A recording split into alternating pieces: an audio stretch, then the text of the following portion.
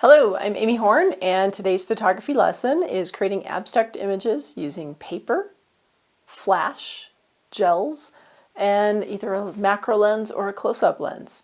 So come on, follow along, grab your gear, and let's shoot. So here's my setup for the macro abstract images using paper. I've got two flash units, both of them have gels. You can see a green gel on the left and a blue gel on the right. The paper is just a piece of paper or a couple pieces of paper curled around and then attached with paper clips and or staples to create some interesting shapes. And you'll see how I modify these shapes in a little bit too. All right, so the first step of the project is to have paper. As I mentioned before, I just made some curls of paper and used staples and paper clips. You can also fold paper in other ways too. It's pretty much whatever you want. And then what's really fun is you can even add different parts of paper into some of this, if you make curls like this, to add even more varieties to the images. Once you get your paper folded, however you want to fold it, then using whether it's a macro lens or a close-up lens, you want to go ahead and set focus. And because the paper orientation, the paper can be oriented anyway, and since there is not a horizon in the image, if your camera's not completely level or whatever, that's fine. I like to orient the camera based on composition, so I can really position it the way I want to get the ideal photo. And I kind of like to get these coming out of the bottom right hand corner. And then I tend to use manual focus. It works better for me because I can tell what the middle of the depth will be, and so I get the sharpest image possible. My settings in this example are 1/200th of a second. I'm in manual exposure. 1/200th of a second, f8, and ISO, I generally start at 200. If I need more light, I can go to 400 or 800, but generally 200 works fine, and then I'll add flash. But the first step, I want to just get the focus set, the camera settings. Now, if I take a picture right now at these camera settings, it's going to become a black photo because there's not enough light at 1/200th of a second indoors. But I can go ahead and at least get things set up, and then I can add my flash. Okay, I've set my flash units down, and just because of the shape of the paper, I'm laying one flash unit down on the ground. Notice I've taken the gels out, and I'm actually starting off with just a single flash because sometimes people don't have two off-camera flashes. I have started off pretty low power setting, so I'm at 1/64th power, and I am shooting at a pretty close to a 1:1 ratio with my 60mm macro lens on the Olympus OMD1 Mark III. And so just with plain white light, I get a graduated image from white to dark gray or almost black. And then again, if I only had one flash,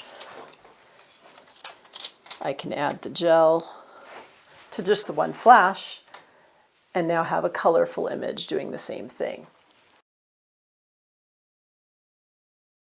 As I mentioned before, these gels are Roscoe gels, and B&H Photo has them for sale. You can get a whole pack for, I think it's around 12 bucks.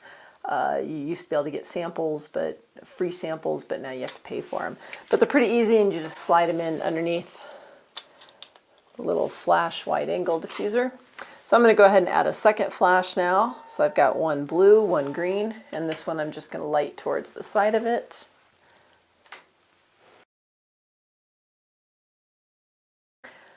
Because I'm shooting at 1/200th of a second, I can either press the shutter directly or I can use a shutter release.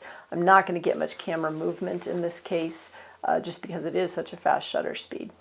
After I've tried a few example photos, then I can even kind of play around with my flash units and try different angles and orientations. So this is an advantage to having the shutter release, because then I can pick up the flashes and move them around a lot easier and away from the camera as well. Now, when it comes to orienting the front end of the lens to the front of the paper, it is not completely parallel, which normally for macro photography it is.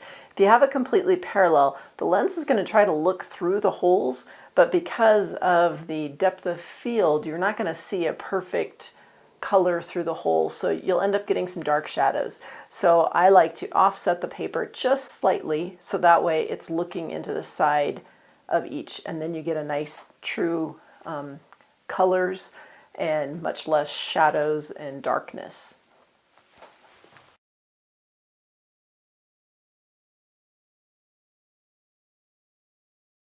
So now I've rotated the paper around. I also added a few individual little pieces in the center just to add some interest.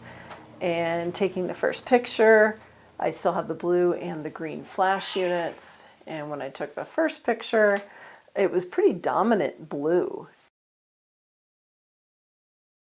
And that's because the light's passing through directly into each of the loops. Whereas before, being the side view, it was going through multiple layers. I can do a couple of different things. Again, I can rotate it more. I can also bring this green flash around. If I bring it a little bit more towards the front, then I get green illuminating just on the front edges. So like I'd said before, there's tons of different opportunities. If you have more than 2 flashes, you could add even different aspects to it. I could even try to hold both flashes together like this, and then I would get a little bit more green on the top and more blue on the bottom. Let's do that one more time.